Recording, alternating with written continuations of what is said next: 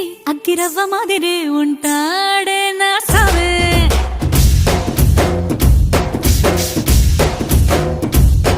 మెత్తాని పత్తి పువ్వుల మరే సంటో